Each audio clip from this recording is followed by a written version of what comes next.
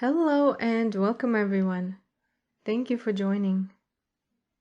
This is going to be energy update, encouragement, however you want to title it.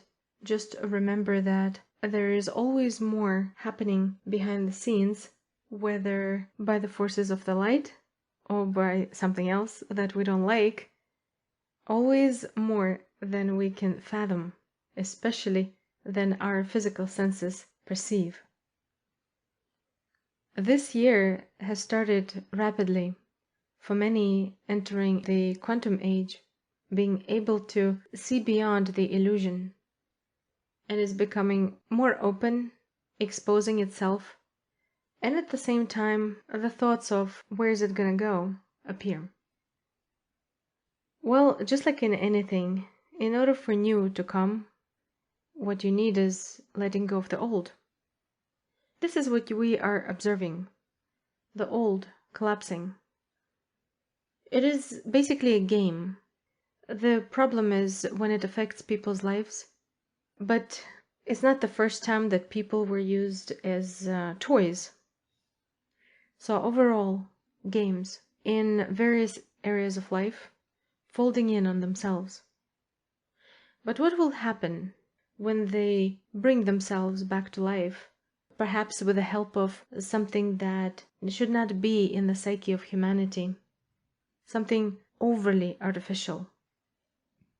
Is it going to be like breathing life into it? Will many follow it? Will they claim it as a savior? Or will people realize that this is another form of the same game, having a different side? Could be a final side, because there's nothing else beyond it. This is it. When something tries to imitate a creator, because its base is on dominance, something that is so way off the purpose of creation, eventually it will fall on itself. This is when the memories of past lives should kick in to remember what was done to people who tried to live a normal life. Well, at this point, people are entering the stage of survival, whether it is emotionally, psychologically, financially, physically, however. As the time goes by and the systems collapse, more and more will be the need to rely on other abilities through relationship with the creator, because there's nothing else that can sustain once it all goes down. It will pretend to wake up and be alive through artificial means, since it's not living, it will have an end. So it is about creation with intention. Each soul, you being an aspect of your soul, was created with love, with intention to share life, a living force that is in you. That which has intention to dominate or being used to dominate over another living being will have an end, because it's not sustained by the living force of life.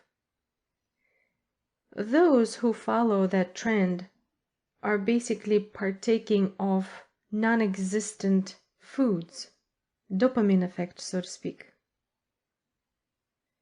How much stronger does each and every light worker need to be in order to survive these times?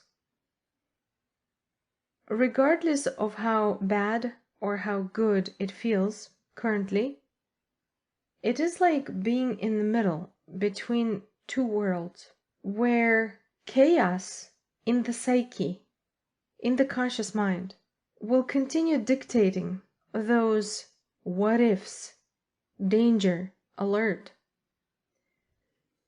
On one hand, it is okay, but on another hand, it could override the senses that we need. The internal system, when disciplined, will let you know that in actuality, your higher self will only allow you to go through chaos if you haven't learned specific lessons up until this point, whether in this life or in past lives. If you notice you are moving along and it's moderately peaceful, that means that you are cultivating, bringing in, learning to walk as a light being. It hasn't happened in the physical reality yet. Your physical body is still dense. The initiation happens in the realms where the physical body does not have access yet. Eventually it will, because eventually it will turn into a lighter being. Until then, it is very important to keep at peace. The coded formula within you is going to be open and active in order to perpetuate, deliver peaceful thoughts, patterns, to keep creating more and more actions, thoughts, behavior, life and days in a much more peaceful manner. This is important because things only pick up the speed until it becomes obvious for everyone. If a person doesn't see it yet, and they're somewhere in the clouds, daydreaming, once reality hits the fan, so to speak, those who avoid facing themselves will be thrown into facing themselves. Whenever people are not ready and they're forced to do that, it seems to be like the worst thing ever. It is horror to face self when the person has never faced self. The reason being is because they have to face their ego and all types of egotistical patterns, thoughts, feelings. There are many personalities of ego within. Those that need to be disciplined, taught, require time. If you haven't done so, begin, because it is better you do it than you're forced to do it. Any luxury and all of the luxuries, physical, emotional, psychological, that which takes us away from facing self, once it shuts down, I'm not saying tomorrow or next month, but see, when you're on a spiritual journey, time does go by fast. So whenever this happens, each needs to be ready to not lose it. Why?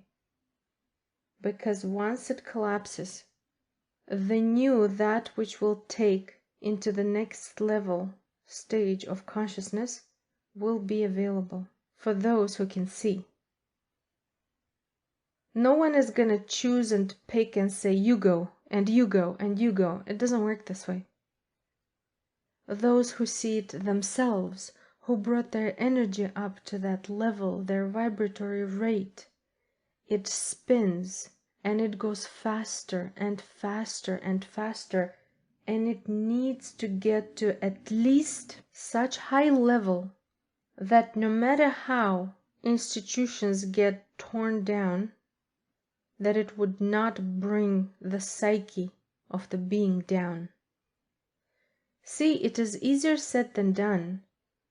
It is easy to say not being afraid of anything or ready for everything until the world is in the midst of it. It is always easier to begin preparing psychologically, emotionally, ahead. There is much that is on the verge. And the reason why it hasn't happened yet, or it hasn't reached the culmination, is because, believe it or not, there are beings that love us. And they do everything they can to give us time to prepare. Because if they were to let go and everything goes downhill, many wouldn't be able to handle it. And that includes many light workers. Meaning the whole purpose of coming here would not be accomplished. And so many would find themselves not being able to survive, emotionally and psychologically I'm talking about, even though that was their purpose to be here at this time, to assist. So how can anyone assist if they haven't disciplined themselves to handle these stages?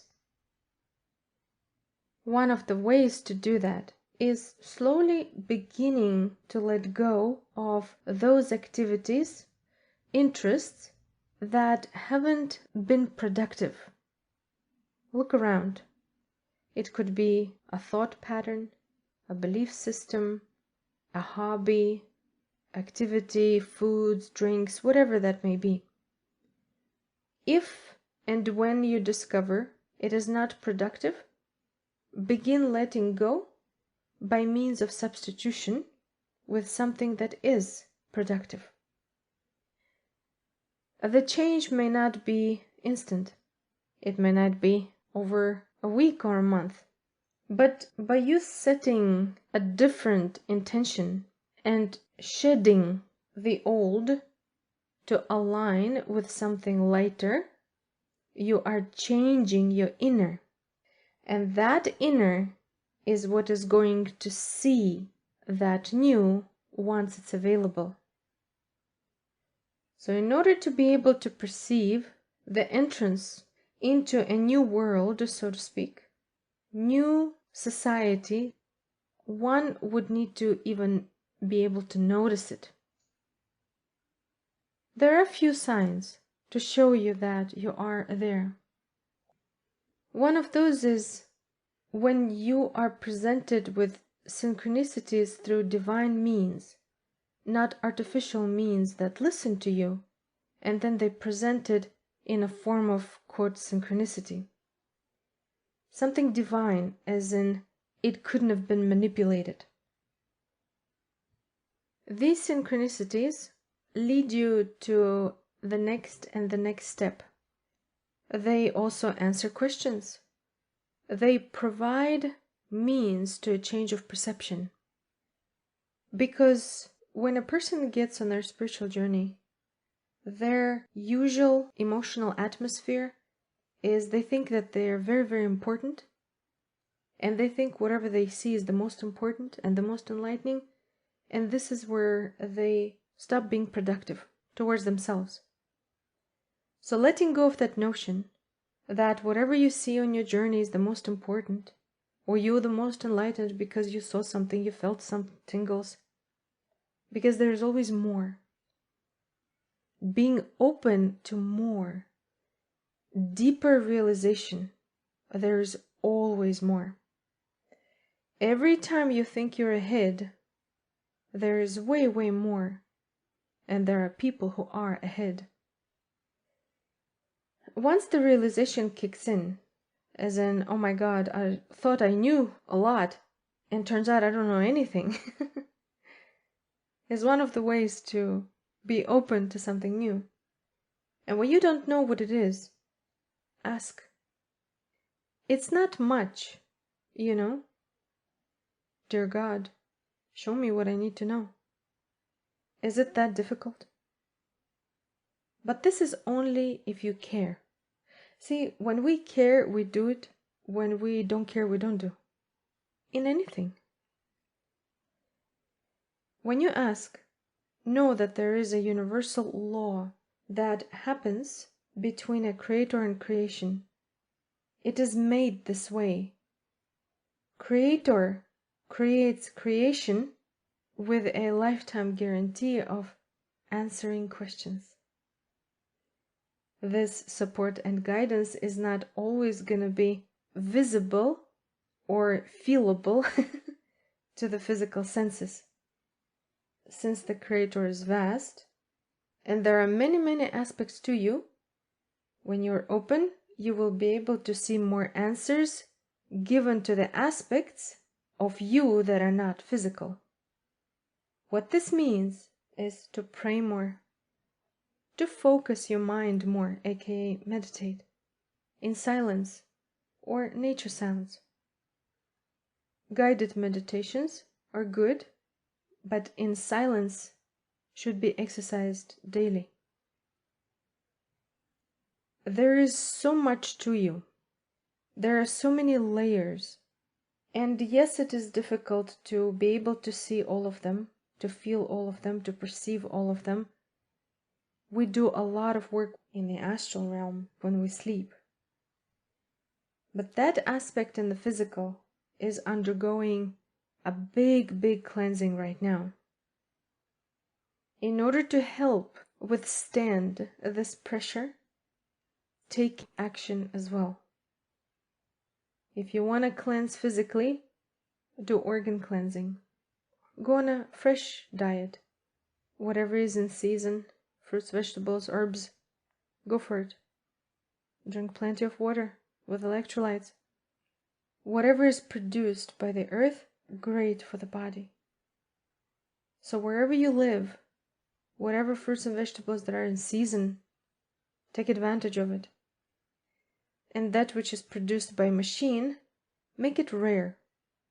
You don't have to say no to it completely, but make it rare, so that when you enter the new, where machine-made products don't exist because everything is natural, that your system is not shocked, that you can handle it. But before then, so that you can even notice it. I'm trying to be precise here, but see, it's no fun because if I break it down and be too much to the point, it's no fun, because I want you to think. I want you to close your eyes and imagine, to create these images from your memories of the future. Future memories are already downloaded in you. So when I speak in riddles or cryptically, to the subconscious mind, it makes perfect sense. It is confusing to the conscious mind, and only because the conscious mind is allowed to run around within the labyrinth in order to raise its vibration and its ability to see beyond the physical. The conscious mind needs to learn to discern messages, which in actuality are not so cryptic. Joshua used parables, and he never spoke directly. The reason why is because the conscious mind will block off all of them with the belief of not gonna happen, not true, can't be, or too good to be true, or simply whatever. Which is alright, because who cares? You're the one who needs to care. What the subconscious mind is capable of is great endeavors.